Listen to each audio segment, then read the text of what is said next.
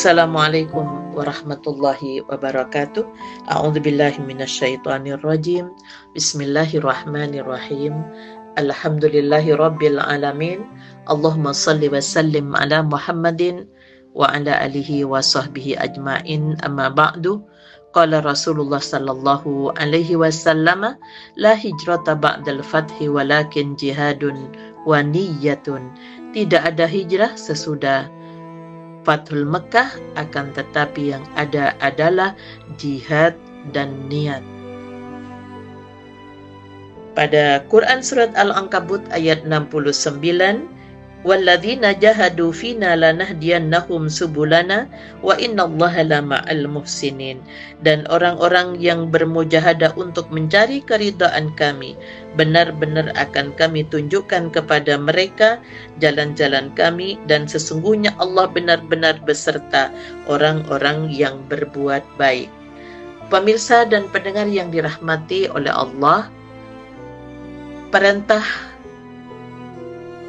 untuk bersungguh-sungguh di jalan Allah dengan niat mencari ridha Allah Subhanahu wa taala yang dikuatkan pada Quran Surat Al-Ankabut ayat 69, maka momentum awal tahun kalender Hijriyah 1447 yang diawali dengan bulan Muharram, bulan yang begitu banyak kandungan-kandungan kisah yang kita diperintahkan untuk banyak bersyukur kepada Allah Subhanahu wa taala. Maka karena Rasulullah sallallahu alaihi wasallam menganjurkan untuk meningkatkan jihad dengan niat mencari ridha Allah, maka kita perlu mengenali objek mujahadah yang harus kita perangi secara maksimal untuk menggapai ridha Allah Subhanahu wa taala. Yang pertama adalah jiwa yang selalu mendorong seseorang untuk melakukan kedurhakaan, atau dalam istilah Al-Qur'an fujur, pada Quran surat Asy-Syams ayat 7 dan ayat 8, wa nafsi wa ma sawwaha fa'alhamaha fujuraha wa taqwaha. Dan demi jiwa serta penyempurnaannya, maka Allah mengilhamkan kepada jiwa itu jalan kefasikan dan ketakwaan. Karena jiwa yang mendorong manusia untuk melakukan kejahatan itulah yang dalam Quran surat Yusuf ayat 53 dikenal dengan ammarah bisu. Yang kedua, hawa nafsu yang tidak terkendali, yang menyebabkan seseorang melakukan apa saja untuk memenuhi hawa nafsunya, yaitu keinginan diri, tanpa memperdulikan larangan-larangan Allah Subhanahu wa taala dan tanpa memperdulikan mudarat bagi dirinya sendiri ataupun mudarat bagi orang lain. Pada Quran surat Al-Furqan ayat 43 sampai 44, ara'aita man ittakhadha ilahahu hawahu afa anta takunu alaihi wakila am tahsabu anna aktsarahum yasma'una aw yaqilun inhum illa kal an'ami bal hum adallu sabila. Terangkanlah kepadaku tentang orang yang menjadikan hawa nafsunya sebagai Tuhannya, maka apakah kamu dapat menjadi pemelihara atasnya? Ataukah kamu mengira bahwa kebanyakan mereka itu mendengar atau memahami? Mereka itu tidak lain hanyalah seperti binatang ternak, bahkan mereka lebih sesat jalannya daripada binatang ternak itu.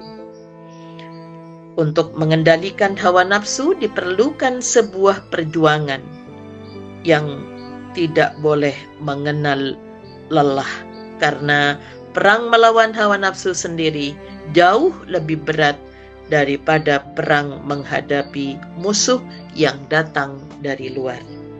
Yang ketiga, syaitan yang selalu menggoda umat manusia untuk memperturutkan hawa nafsunya sehingga mereka lupa kepada Allah Subhanahu wa ta'ala, dan berikutnya akan digiring oleh setan itu lupa kepada dirinya sendiri. Sebagaimana pada Quran surat Fatir ayat 6, "Inna syaitana lakum aduwwum fattakhidhuhu aduwwa. Innama yad'u hizbahu liyakunu min ashabis sa'ir." Sesungguhnya syaitan itu adalah musuh bagimu, maka anggaplah ia musuhmu.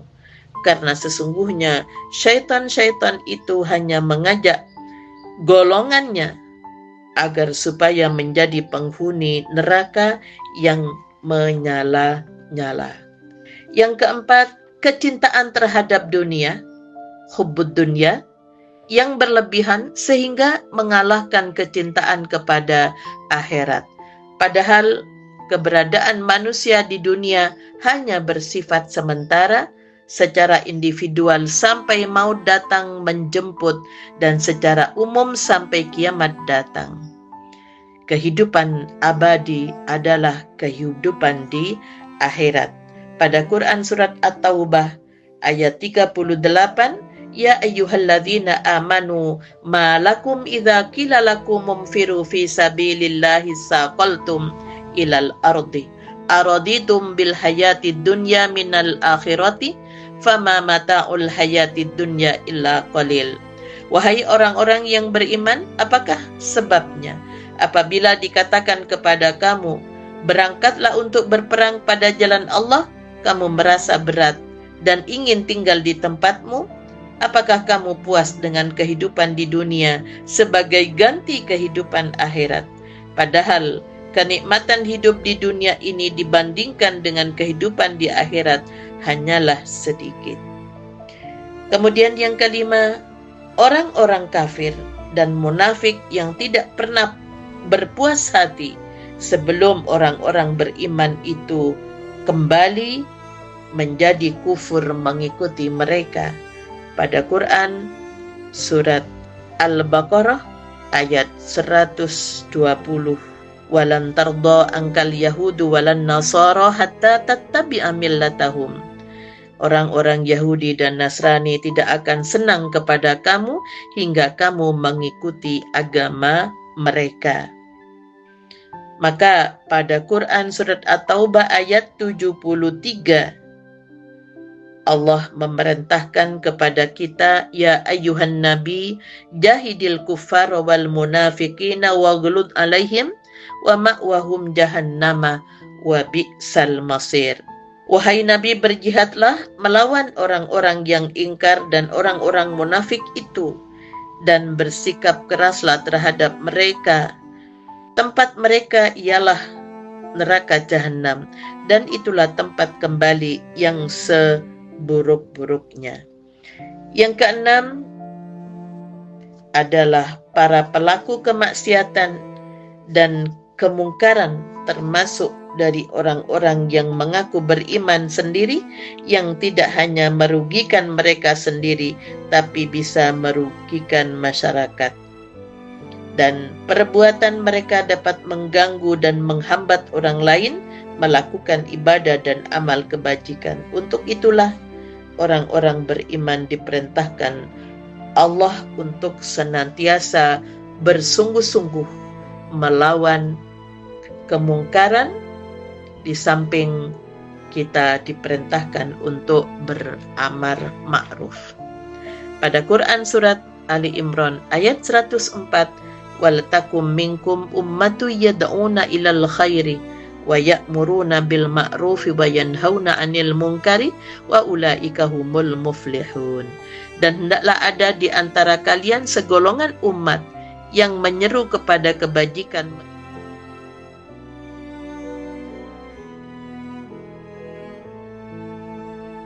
yang menyuruh kepada yang ma'ruf dan mencegah dari yang mungkar. Mereka itulah orang-orang yang beruntung. Itulah keenam objek dari mujahadah yang harus kita perjuangkan.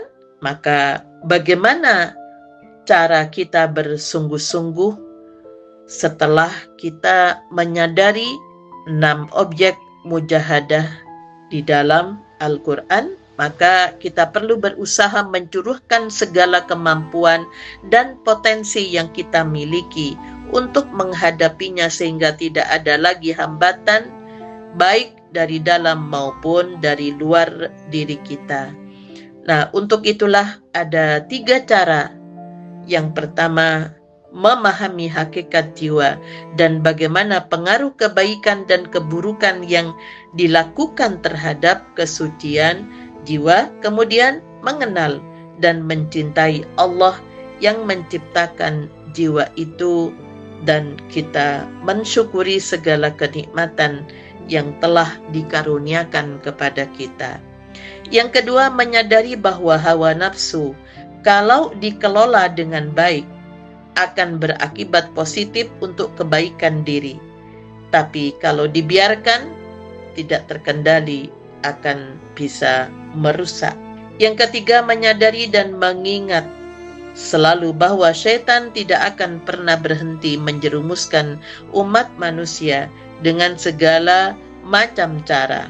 Yang keempat, menyadari bahwa segala kenikmatan hidup dunia belum ada artinya dibandingkan dengan kenikmatan yang akan didapat di surga nanti. Yang kelima, menyadari bahwa bagian besar orang-orang kafir dan munafik tidak akan pernah berdiam diri selama orang beriman tidak mengikuti cara mereka di dalam beragama. Oleh sebab itu diperlukan persatuan dan tolong-menolong sesama umat Islam.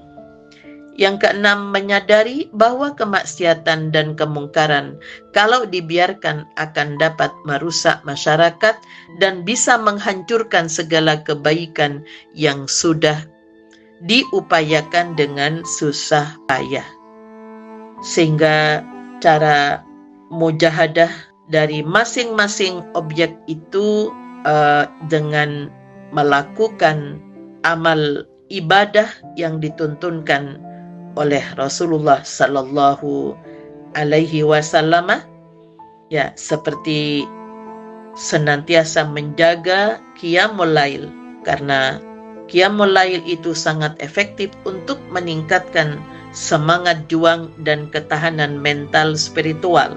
Pada Quran surat Al-Muzammil ayat 1 sampai ayat 5, surat Al-Isra ayat 79. Kemudian mengerjakan ibadah puasa sunnah yang telah diajarkan oleh Rasulullah sallallahu alaihi wasallam, terutama di bulan-bulan yang dihormati pada bulan Dzulqa'dah, Dzulhijjah dan Muharram serta Rajab, seperti puasa Senin Kemis, puasa Ayyamul Bid, puasa di hari ke-9 Muharram yang dikenal dengan Tasu'a, dan puasa hari ke-10 yang dikenal dengan Asyura. Untuk itulah maka cara bermujahadah untuk menguatkan dan menghadapi hambatan yang datang dari dalam diri kita dengan meningkatkan ibadah sunnah, sedangkan menghadapi hambatan yang datang dari luar yaitu dengan bersungguh-sungguh, mulai dari jihad dengan harta benda, kemudian ilmu pengetahuan, ada tenaga pikiran, bahkan kita bisa bersungguh-sungguh di jalan Allah untuk mengentaskan persoalan-persoalan kemanusiaan. Sehingga pada Quran surat Al-Ankabut ayat 6, wa man jahada fa innama yujahidu li nafsihi innallaha laghaniyun 'anil alamin. Barang siapa yang bermujahadah maka sesungguhnya mujahadahnya itu untuk dirinya sendiri. Sesungguhnya Allah benar-benar Maha Kaya, tidak memerlukan sesuatu dari semesta alam. Pemirsa dan pendengar yang dirahmati oleh Allah Subhanahu wa Ta'ala, jadi untuk melaksanakan apa yang diperintahkan Rasulullah untuk bersungguh-sungguh di jalan Allah, kita sudah mengenali objek daripada mujahadah, kemudian kita tahu dampaknya ketika kita tidak memberikan perlawanan, dan juga kita bisa mengantisipasi ya kesungguhan kita memerangi apa yang ada di dalam diri kita yang kadang-kadang muncul rasa malas, yaitu dengan memperbanyak melakukan ibadah sunnah, sedangkan yang dari luar itu meningkatkan semangat kita untuk berjuang lewat pikiran, tenaga, serta harta. Nasrun minallah wa fathun qarib wa basyiril mu'minin walhamdulillahi rabbil alamin. Assalamualaikum warahmatullahi wabarakatuh.